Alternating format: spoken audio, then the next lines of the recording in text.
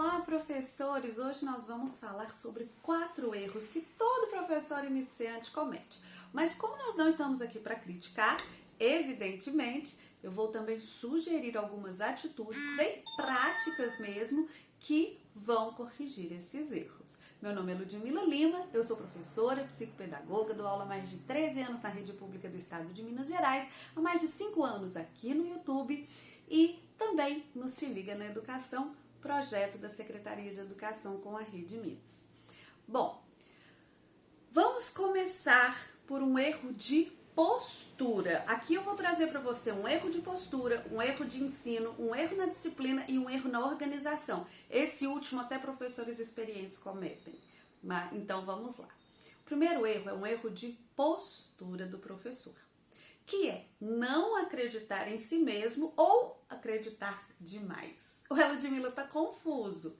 Vou falar do não acreditar em si mesmo porque é o mais comum de acontecer. E depois eu comento o acreditar demais para você ver se faz sentido, ok? Bom, é o seguinte. É muito comum que o professor iniciante, ele esteja fresco na profissão. Ele saiu da faculdade agora mesmo, né? Há pouco tempo. Então, ele está atualizado de novas práticas, ele sabe o que é tendência na educação. Só que ele chega inexperiente. E ao ver o que os outros colegas fazem, né? A maneira como a escola já trabalha, ele se sente intimidado, ele tem medo. Olha, eu aprendi na faculdade de um modo diferente do que está sendo feito aqui na escola. Mas a pessoa fala, gente, mas e se eu teimar que é melhor assim e não der certo? E se eu teimar que esse método é melhor e eu não me sair bem com a minha turma? Então, esse problema é um problema muito sério do professor iniciante. Ele tem as convicções dele, mas ele abre mão das suas convicções com medo de falhar. E aí ele vai fazer algo que ele sabe que não tá tão bom, ou que ele nem concorda, porque ele tem medo de não conseguir fazer da maneira que ele aprendeu. E o professor que acredita demais, ele é o contrário. Ele chega tão empolgado com tudo que ele aprendeu, que ele quer mudar tudo, quer mudar a escola inteira e às vezes um colega dá um toque e fala, olha, isso não tá legal, então, e aí ele já acha que é inveja do outro, que é preguiça do outro, e aí ele também não se corrige. E a atitude prática para resolver os dois problemas é a mesma. Primeiro, você aprendeu um método, aprendeu um tipo de atividade, quer aplicar na sua turma, o que você tem que fazer? Primeiro, se preparar. Acabei de sair da faculdade, não estuda de novo, porque agora vai ser na prática, né? Então, estuda de novo, prepara seu material, prepara tudo que você precisa, faça os testes que você vai precisar fazer, né? É uma experiência que você vai fazer com a sua turma, então testa os materiais na sua casa para ver se a experiência vai funcionar direitinho, né? Leva tudo organizado e o principal é avalie. Avaliar vai corrigir os dois problemas, o da falta de confiança e o do excesso de confiança, mas tem que avaliar do jeito certo. A gente tem na escola uma cultura de estar sempre avaliando o aluno, mas nós temos que avaliar as nossas práticas também, é isso que a gente chama de avaliação formativa. Então, avalie.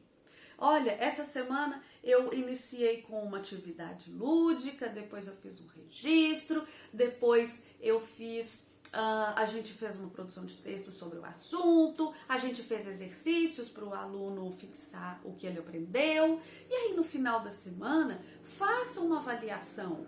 Veja se a turma toda conseguiu alcançar o objetivo, porque o objetivo da aula sempre é aprender alguma coisa, desenvolver uma habilidade. Então, verifique. E por que eu disse que tem que fazer a avaliação do jeito certo? Porque às vezes a gente faz uma avaliação e fala, eles não foram tão bem, então essa prática não é boa, não vou fazer assim mais. Eles não foram tão bem, então eu vou fazer do jeito tradicional mesmo. E não é assim que a gente tem que pensar, porque quando você avalia no modo tradicional, também pode acontecer eles não terem ido bem. Então, quando você avalia, né, seja minucioso com a sua avaliação, com essa avaliação formativa, com essa avaliação do aprendizado. Então, as minhas crianças aprenderam? Sim, mas elas estão errando isso. Por que elas estão errando isso? Foi uma dinâmica que eu dei, que no momento da dinâmica teve um tumulto, teve uma coisa, eu acho que essa aqui não ficou legal. Então, o que você vai fazer? Você vai pegar aquilo que eles não conseguiram e trabalhar novamente em outra atividade, e sistematizar melhor, fixar melhor, né? Quando algo der errado, pense em qual momento deu errado. Por que deu errado? O que eu acho que eu posso fazer que corrija isso daqui? Às vezes, o seu aluno conseguiu assimilar, desenvolveu a habilidade, mas na hora da prova, por causa do enunciado, das palavras que estão ali, ele não soube demonstrar o que sabia. E aí, o que você faz? Aí você vai, você desenvolveu o lúdico, você registrou. Lá na hora dos exercícios, você vai procurar trabalhar mais variedade de enunciados para que ele saiba entender o que se pede, por exemplo. Então, primeiro problema, não acreditaram em si mesmo ou acreditar demais. E a solução para esse primeiro problema: faça a sua avaliação formativa. Toda semana, durante as suas aulas, avalie o processo, avalie as práticas, não só as crianças. Número 2, uma visão restrita do planejamento. Aqui, o problema número 2, o erro número 2 é um erro quanto ao ensino, tá? O primeiro era um erro de postura, o segundo é um erro quanto ao ensino. Uma visão restrita do planejamento. De que eu estou falando? Eu estou falando que o professor iniciante, muitas vezes ele chega trazendo atividades muito interessantes, porque o professor iniciante ele é empolgado. Se ele chegou e não está empolgado, tem uma coisa muito errada. Mas o professor iniciante, ele é empolgado, ele está com a energia toda. Mas, às vezes, ele tem uma visão muito restrita do planejamento. Né? O que eu vou dar hoje? A minha aula de hoje tem que ser muito bacana. Essa semana foi muito legal. E esquece de olhar para o todo. Então, às vezes, ele demora muito em algumas habilidades, porque tem atividades empolgantes, interessantes, e não sobra tempo para outras que são assuntos mais sensíveis, que são mais delicados, que não são tão fáceis de trabalhar e não são tão fáceis para o aluno também. E aí a gente vai ter alguns problemas, né? Outro problema do professor iniciante, que também fala da visão restrita, é que ele ainda está nas suas primeiras turmas. Então, ele ainda não tem uma visão do fundamental completamente. O que é interessante aqui para resolver esse problema? Comece o planejamento do geral para o específico. Como assim? Primeiro, conheça o seu plano de curso, tá? Tudo que a sua criança tem que estar... Peguei um terceiro ano, por exemplo. Então, eu vou ver o plano de curso do terceiro ano e ter uma visão geral do que as minhas crianças vão ter que aprender. Depois, eu vou ser um pouquinho mais específico. Vamos ver, então, vamos dividir, né, esse plano de curso, todas essas habilidades em bimestres. Agora, nós vamos dividir os bimestres em semanas e as semanas em dias, vamos ver no calendário os dias úteis, e só aí eu vou pensar em como. Presta atenção, a gente estava pensando em o que ensinar, né, quando a gente pega o plano de curso. Agora eu vou pensar em como. E pensando em como, já tendo uma noção do tempo que eu vou trabalhar e do que vem depois. Porque muda tudo no seu planejamento, saber o que vem depois.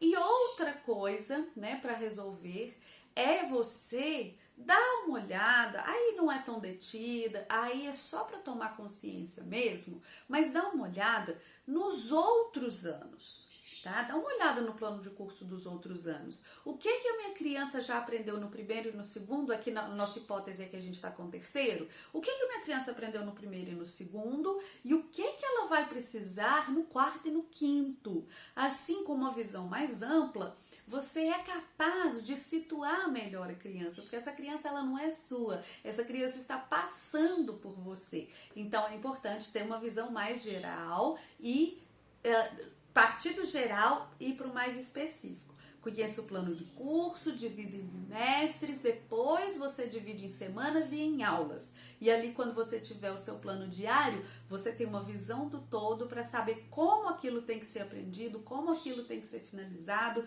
Depois da avaliação, como que a criança vai usar aquele conhecimento, tá bom? O terceiro erro é relativo à disciplina. A disciplina da turma. O que acontece aqui, né, quanto à disciplina? Acontecem dois problemas que são o oposto um do outro e vai depender, assim, do jeitinho da professora, da personalidade dela. É claro que, né, mas existe o problema de o professor tentar se impor, batendo de frente com as crianças. E o problema do professor nem tentar uma disciplina, porque ele quer ser legal com a turma, ele quer ser bem visto, ele quer ser amado pela turma. É importante que a turma goste do professor para que ela aprenda? É sim, mas não é tudo. Se os alunos gostarem da gente fosse tudo, não precisava de professor, ele ia aprender com a mãe dele, porque ele ama muito ela. Não é verdade? A gente está ali para ensinar, porque a gente estudou para isso, a gente sabe fazer isso. Então, quando a gente fala de disciplina, a gente tem que ter estratégia. Não é chegar se impondo.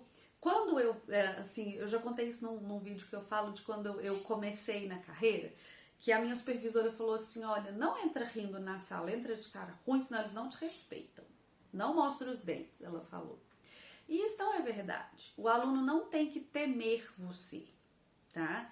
E o aluno também vai gostar de você se você respeitá-lo, se você levar coisas interessantes para que ele faça, se você for atenciosa com ele, mesmo se você for exigente quanto à disciplina. Então, o que a gente precisa para desenvolver a disciplina é estratégia, é entender que a criança não fica um tempo prolongado, né? Tem tempo para as atividades, a organização manda muito, você como espelho da turma manda muito. Se você estiver agitada, nervosa, falando alto, eles vão ficar agitados, nervosos, falando alto.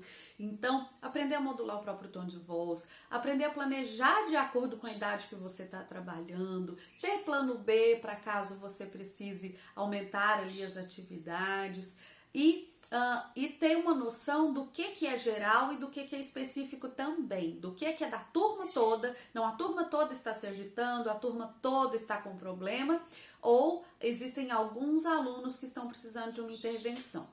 Se eu for me prolongar aqui nesse problema, a gente vai ter um vídeo muito longo. Então eu vou deixar um card aqui para você de um vídeo. Eu tô horrorosa nele, mas eu falei muito da disciplina, desenvolvi bem o assunto. Então eu vou deixar o card aqui para você. Aí você assiste e esse você não encaminha para ninguém, porque eu tô muito feia lá, tá bom?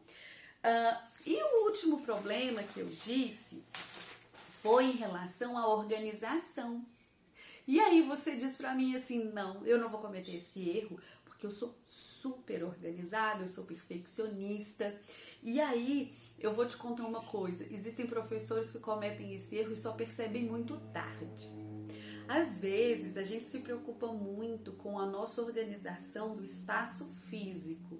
A gente tem um armário lindo, com potinho de sorvete separando os materiais, com etiqueta separando os cadernos, tudo decorado com EVA muito lindo. A gente tem uma sala bonita, com material didático bem preparado. A gente tem um lugar para trabalhar em casa, né? Adoro escritório, adoro meu escritório, gente, é meu lugar feliz. Mas a gente tem um lugar organizado para trabalhar. No entanto, a gente não pensa na construção do nosso acervo. O que é isso? À medida que você vai trabalhando, você vai colecionando um acervo. Não estou falando do professor do caderno amarelo, não.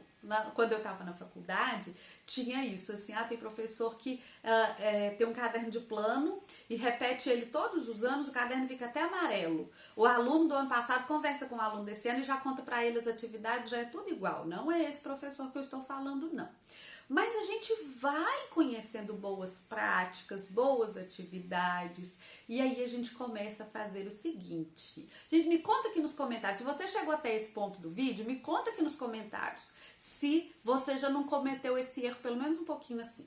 A gente começa a salvar atividades no nosso computador, a gente vai seguir o canal Boletim Escolar Online, o canal Nova Escola, a gente vai seguir vários canais, a gente vai ter uma caixinha, uma pasta com atividades de cada ano que a gente já trabalhou, que foram boas mesmo. E à medida que isso aumenta, a gente vai ficando perdido. Completamente perdido. Você lembra? Nossa, eu dei uma atividade tão legal sobre par ou ímpar no segundo ano, e os meus alunos aqui, que a gente está hipoteticamente no terceiro, né? E os meus alunos aqui estão com dificuldade nisso, eu podia pegar essa atividade, dar para eles, ia ser interessante, mas aí você vai naquela papelada e não acha. E aí você entra no seu computador, abre um monte de arquivos, custa carregar e você não acha. Então, é muito importante você ter uma organização que seja lógica. A gente salva assim, olha, para casa de 13 de março de 2015. E que para casa que eu dei 13 de março de 2015, gente, eu não vou acessar isso mais. Atividade de matemática segundo ano. Tem tanta coisa de matemática do segundo ano. Eu quero saber o que eu tô dando agora, né? Assim, então, primeiro, divida em pastas. Primeiro ano, segundo ano, terceiro ano, quarto ano. Dentro dessas pastas, você pode dividir em dinâmicas, deveres de casa, atividades de fixação. Você pode dividir mais pastas, tá? Atividades de ensino, né? Que são aquelas que a gente vai iniciar uma habilidade. E aí, quando você for salvar as atividades, coloque um nome que seja exatamente o que tem dentro do arquivo. Então, você coloca, por exemplo, atividade de fixação de polígonos. Número de faces é poliedros. Número de lados, número de arestas, atividade de introdução aos advérbios. Para que você saiba o que tem dentro de cada arquivo sem precisar ficar abrindo. E também é interessante que você no final do nome coloque a data.